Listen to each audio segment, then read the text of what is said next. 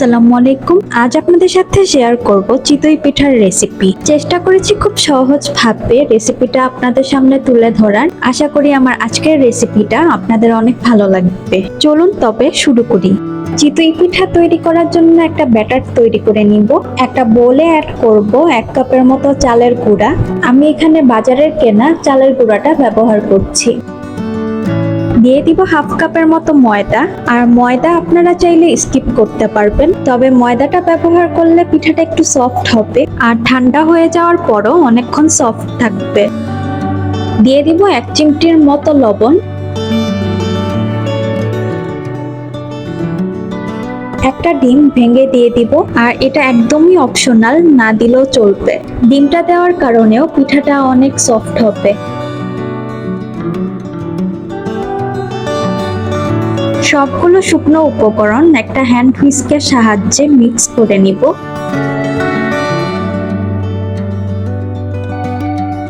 অল্প অল্প হালকা গরম পানি অ্যাড করে একটা ব্যাটার তৈরি করে নিব। ব্যাটারটা খুব বেশি ঘন বা খুব বেশি পাতলা হবে না, ঘন এবং পাতলার মাঝামাঝি হতে হবে। এমন ভাবে মিক্স করে নিতে হবে যাতে কোনো লাম্পস না থাকে, আর একটু সময় নিয়ে ফেটে নিতে হবে। আপনারা চাইলে হাত বা চামচের সাহায্যেও ফেটে নিতে পারেন।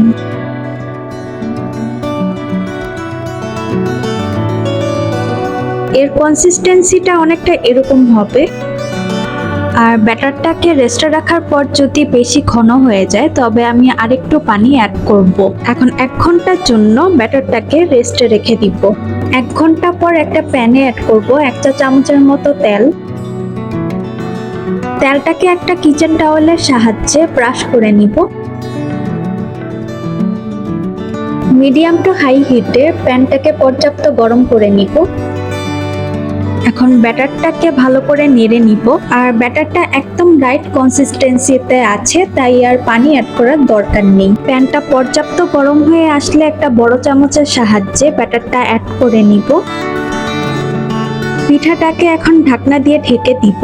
আর এই পিঠাটা হতে নরমালি 2.5 থেকে 3 মিনিটের মতো সময় লাগে। 2.5 থেকে 3 মিনিট পর আমি ঢাকনাটা তুলে নিব। আর আমার পিঠাটা হয়ে গেছে, আর পিঠাটাকে আমি এখন তুলে নিব। ঠিক একইভাবে আমি বাকি পিঠাগুলোকেও বানিয়ে নিব। আপনাদের সুবিধার জন্য আমি আরেকটি পিঠা আপনাদের তৈরি করে দেখাচ্ছি। সবগুলো পিঠাই সেম আঁচে অর্থাৎ মিডিয়াম টু লো হিটে তৈরি করে নিতে হবে। সাধারণত এই পিঠাটা পিঠা তৈরির ছাঁচে তৈরি করা হয়, তবে আমি ফ্রাই প্যানে তৈরি করে দেখাচ্ছি। পিঠার ছাঁচ ছাড়া দেখানোর প্রসেস ফলো করে বাড়িতে রেসিপিটা ট্রাই করলেও আশা করি নিরাশ হবেন না। তৈরি হয়ে গেল খুবই সহজ চিতই পিঠা। আশা করি আমার আজকের রেসিপি আপনাদের ভালো লেগেছে। আমার ভিডিওটি ভালো লেগে থাকলে আমার চ্যানেলটি প্লিজ সাবস্ক্রাইব করবেন, আর অবশ্যই লাইক, কমেন্ট এন্ড শেয়ার করবেন। সবাই অনেক বেশি ভালো থাকবেন। আল্লাহ হাফেজ।